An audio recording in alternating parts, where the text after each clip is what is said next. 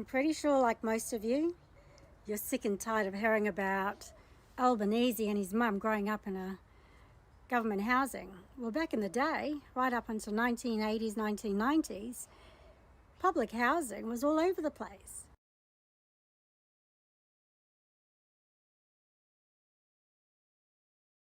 And then our governments made a deal with the devil, private sectors. They basically took away a lot of the public housing, and they went into private developments, where we are at today. People are living on the streets, living on verandas, someone's backyard in a tent, or out bush in their cars, or in a parking lot, in their cars with their kids. Thanks to our government for bringing in most of the private sector into building houses. So he was a very privileged man. And not to mention, back in the 1980s, they had free universities.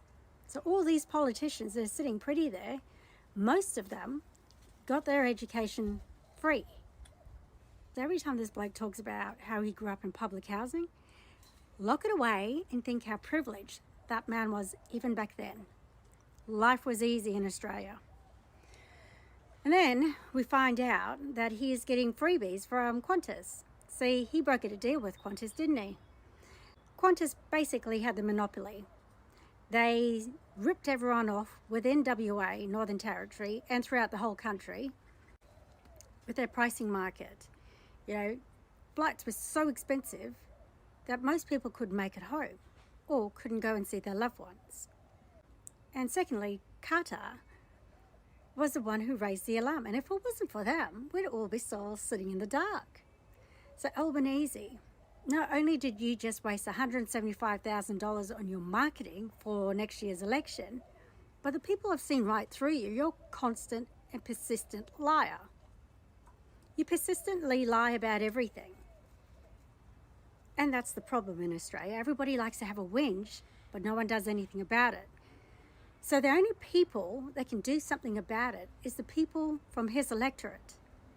So all those people in those electorate, you need to vote him out. He has to be voted out from his constituents. And as for public servants, it's well known that you can't take gifts, and it has to be under a certain amount. And then ministers around this country, it has to be under $1,000 before you declare it. But in this case, Albanese has spent well and truly in excess of $100,000 in flights alone. Now, we don't need a royal commission to be wasted on.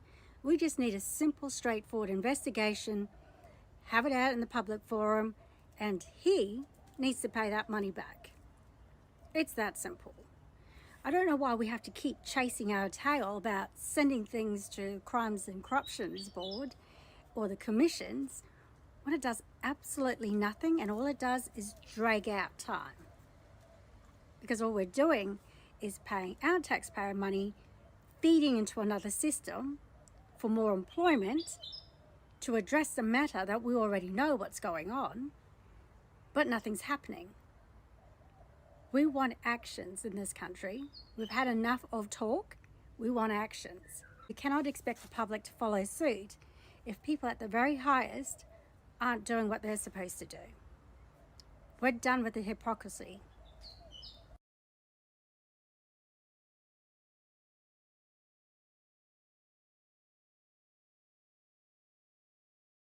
Alan Joyce personally for these upgrades? Look, the idea, Qantas have a number in terms of bookings that are private bookings.